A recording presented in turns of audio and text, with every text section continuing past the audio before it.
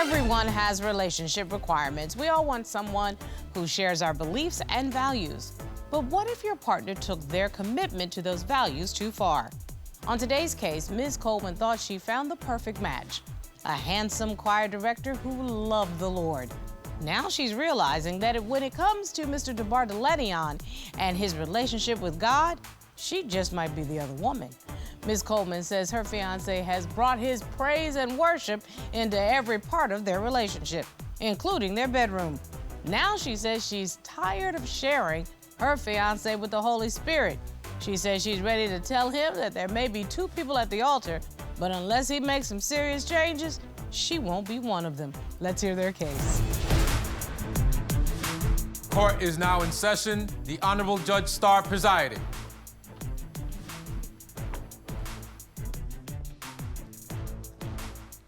Your Honor, this is the case of Coleman versus Debardeleben. Okay.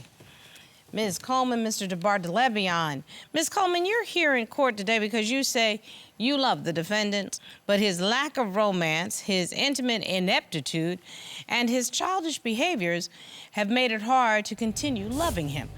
You say that if he doesn't make some changes, you're done with this relationship. Yes, Your Honor. And Mr. Debardeleben, you say you love the plaintiff, but you actually blame her for the problems in your relationship. You claim Ms. Coleman is a social media junkie who treats you more like an assistant than a partner, and you need her to show you that she wants to fix this relationship. Yes, Your Honor. Okay, so we clearly started out with a complete meeting of the minds 2 years ago. How'd we get here, Ms. Coleman? We got here because of Mr. Debardeleben's immaturity, his lack of romance. I like to be wined and dined, and we both love the Lord, don't get me wrong, but he brings it into everything, and I'm like, I just can't deal with it. Sounds like you're saying you are not as equally yoked as you thought you were. Absolutely. Okay, Mr. Debardeleben, what say you, sir? I'm actually trying to save our relationship because I think that because we met in church, that is part of the reason why she fell for me, not just because of me being the minister of music, but because I'm very in touch with my emotions. I've been honest since day one. So, ma'am, Ms. Coleman, why don't you take me back to how y'all met? We met, like he said, I was singing at a church. He approached me and immediately got to praise and worship, as he would call it, which is sex. Oh, so wait, y'all left church and went and got busy? Absolutely. Yes, we did. And it was horrible. Okay, so the Your Honor, the intimacy didn't work in the beginning? No, it didn't. It did work, Your Honor. It worked for him. I was still giving morning announcements. He was already at the benediction. No, Your Honor, we didn't even do praise and worship. We actually went straight to the word. Exactly. Something tells me, as a Southern Christian, I have never heard now one of the deaconesses talk about none of this. So I'm just trying to make sure I'm keeping up with the little bit of ins and outs that's going on. You're keeping up real well. But there are some functions that you cannot ignore when you are in the spirit, like falling out, trembling. Ooh. He's the only one falling out trembling. I'm Ms. asking. Coleman, I'm sorry, Mr. Debardeleben is saying that you wasn't saying all that when you were saying all that. I wasn't Exactly. saying nothing. I was really saying, God, please do not pass me by, because it went so quick. Okay, so something tells me that it kind of worked at some point because you've been together for 4 years. Exactly. It worked because where I live in Atlanta, honey, the dating pool is horrible. And I'm like, I might as well give somebody a chance. And he does have really great qualities. He's attentive, he's loving. So tell me about the first date. Actually, after the service. After the The service, revival, actually. The 2-day revival that we had. It sounded like a lot of vacation Bible school, so keep going. It was. You got right. And I'm like, but he's a really cool guy. And I'm trying to put my big girl drawers on and be like, listen, you can't just base his performance as just that. So let's just start over. So I was going to Vegas. I invited him to come to Vegas with me. He came. We had a really, really good time. There was no sex involved. But we had a really good time, and we just got to know each other more. Oh, you actually did a date this time before We actually you jumped did right exactly into right. a situation. Exactly. Okay. We had a date. And she was the one that I thought she was talking about our first situation. I thought she was talking about going to another church. She was talking about our service. So that's why we didn't do the date first, because of you. So in other words, you the one that was trying to get to the benediction before the announcements was made. I was trying to taste the chicken before I actually bought a piece. See, Since we are playing with words and phrases, let the judge get in on this. Somebody should have been reading the word instead of just speaking the word. I agree. 'Cause everybody up in here was doing stuff that don't nothing say about that in the word.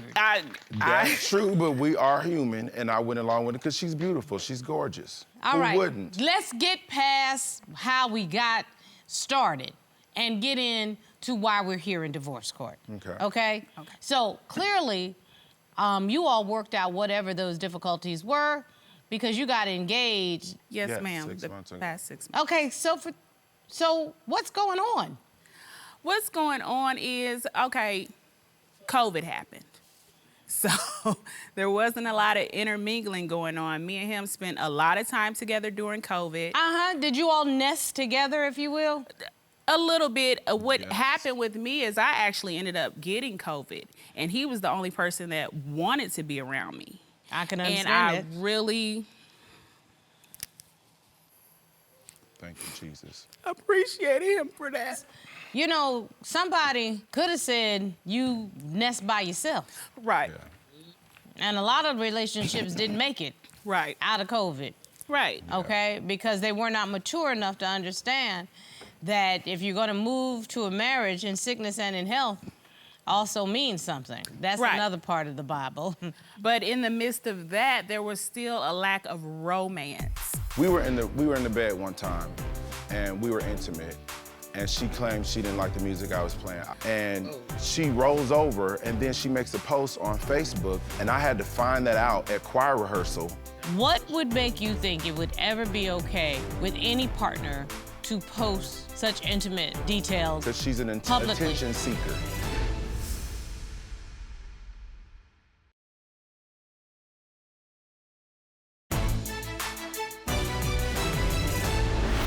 Okay, what do you mean when you say there's no romance? For me, there was no romance because he doesn't buy me flowers. He doesn't do candy. I mean, some glitter, some sparkles. I like to be wined and dined. He doesn't do any of that. It's like we have such a great time together that he forgets that part of it. So, Ms. Coleman, let me just understand, what's your love language? Do you like the physical touch? Do you like words of affirmation? Do you need, gifts, acts of service? What's your love language? I like words of affirmation. I also like gifts. I mean, I'm a woman, so I love a gift or two. His gifts and his romance to him is going to church or going to choir rehearsal. The lack of romance, I can see how that can get to any woman. So tell me why there seems to be a little bit of a chasm between y'all. I feel like she never had a problem with me before. She hasn't really communicated with me about that because I feel like the emotional side that I showed her that surpasses the gifts and the glitter and the glam because that's what she explained to me she's been getting from other men.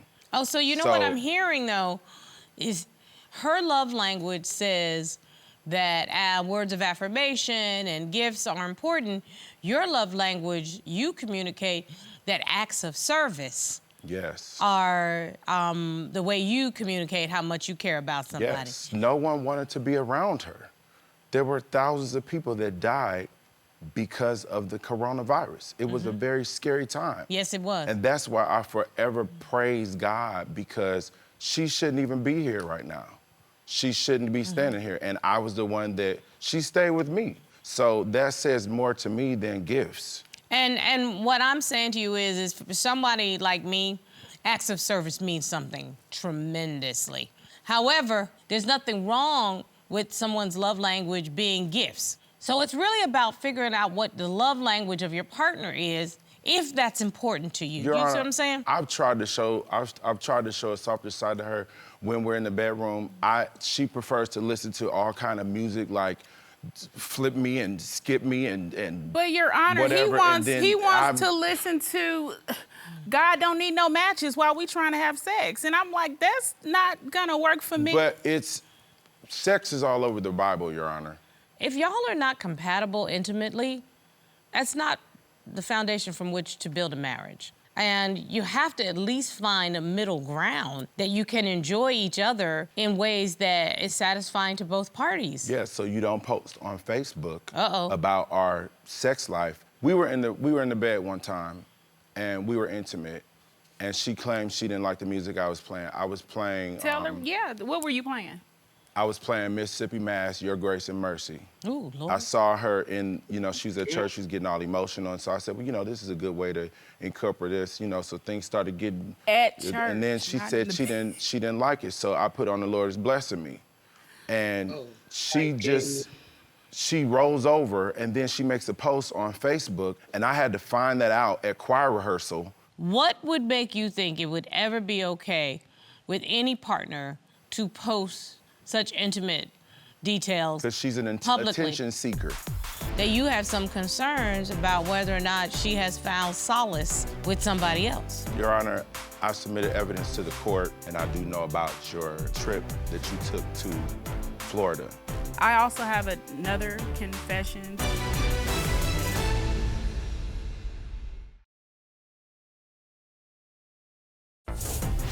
If you'd like your case to be heard on divorce court, call us toll-free at 1-877-311-2222 or log on to our website at divorcecourt.com.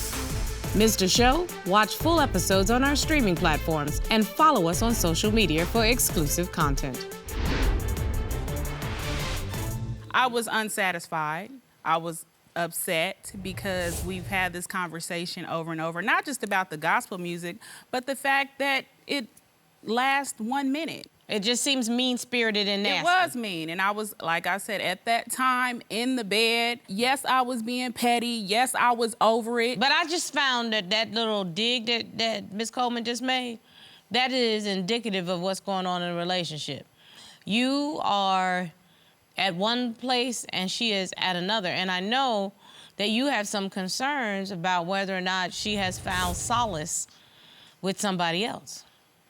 Your Honor, I submitted evidence to the court. She has blocked me on social media. She's blocked me on Facebook, Instagram, and Twitter, and I created another fake account. And I do know about your trip that you took to Florida with a random someone that she met on an app. So wait, is this the photograph that's been submitted into evidence? Yes, Your Honor. That was put on a social media platform? Yes, it was put on social media. The video has gotten thousands and thousands of views and comments. There have been people that I work with that has come to me and say that they saw her on the trip and she's bragging and boasting that she met someone else. And they dressed alike, looking like they're getting ready to go to Great Adventure. She actually made him an outfit. No, Yes, he she bought did. his outfit. I made my I'm a clothing designer. So I made my outfit to match his outfit. So that sounds like you have moved on, Ms. Coleman. Yes. The things that we did on this trip were very romantic. Things that he has never even tried to do. That's a lie. That's a lie. But did you tell Mr. Debardeleben that you were moving on? No, she didn't. We've had a talk about us not being together. No, you but didn't. Yes, we have. He No, you doesn't did he not. doesn't like to listen. I had to find out on social media. No, he doesn't like to listen. It took a lot for me to just move on after I kept saying, listen, this is not working for me. This is not working for me. And he's not getting it. And at the same time, I don't want to hurt him, but at the same time, I want to be happy as well. And I don't think that... So you have moved on? Yes, I have. It's unkind to humiliate somebody that you claim to like or love in a public forum that could impact on how other people see him and how he sees himself. And anybody that is supposed to be your friend deserves more respect than that. And somebody that's supposed to be your future husband definitely deserves more respect than that. I don't understand how you can actually say you care about him, Miss Coleman, but do something that would hurt him in such a public way. I don't understand how that happens. I agree. But I also have another confession since we're confessing. Yes, I have moved on. Part of the reason that I kind of knew this would not work between me and him, because in the beginning he told me that he hates children. And not only did I want children, but I have children that he doesn't even know about because I was scared to tell him. You have children? Yes.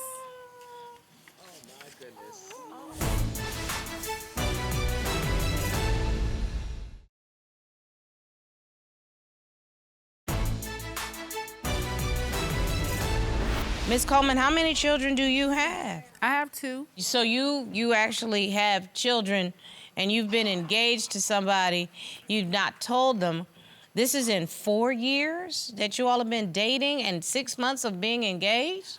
Well, in the beginning, he told me how much he hates children. When we'll be out in public and he'll be like, oh my God, there's too many kids in here, and oh my God, I can't. But we would laugh and joke about that, but for you to say you have kids by someone else, like, that's not honest. That were way before I even knew you existed. But you lied. You told me I you didn't didn't lie, have I any just children. never brought them up. There are lies of commission and there are lies of omission. I mean, because you knew that that was something that's very important in a relationship. It's like saying that you were married before. Mm-hmm. When we first started out, I made a joke about not being equally yoked. And it clearly is an example of being unequally yoked.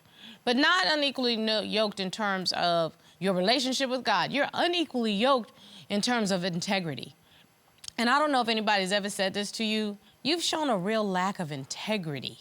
The sisterhood code is to be the hedge of protection in the family. You know what I'm saying? No matter what the man is doing, your partner is doing, making sure that he looks out for the family, you're supposed to be the hedge of protection. And you never put your family on blast like that. You don't put them on full monkey in front of the world. That's not right. And you know exactly what I mean when I say putting somebody on full monkey, just to humiliate them. This man does not deserve that. My grandmother once said to me, and I believe her right now, you always hear these words, what God has joined together, let no man or woman put asunder. God don't join everything together. Sometimes man and woman join themselves together and don't need to be together.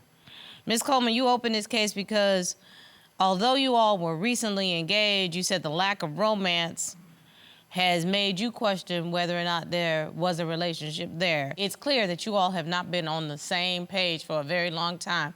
Ms. Coleman has moved on. Mr. Debardeleben, you deserve to have somebody that will give you what you want and what you need. Yes. It's not Ms. Coleman. Are you okay? I'm doing fine. 2 children? Yes. 2 kids? And when were you gonna tell me that?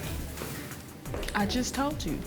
I don't know what kind of church they go to, but Lord have mercy, what kind of Bible have they been reading? It's crazy because it always kills me how, oh, I don't want to hurt his feelings, or I don't want to hurt her feelings. The longer you wait not to hurt their feelings, guess what? It's gonna pile up and it's gonna be a big bomb. Just that lack of integrity. Right. There's something in your core values that makes you do stuff like that, and it's not something that's attractive. I'm disgusted with that. I know, I think I need to go wash my hands. They feel dirty.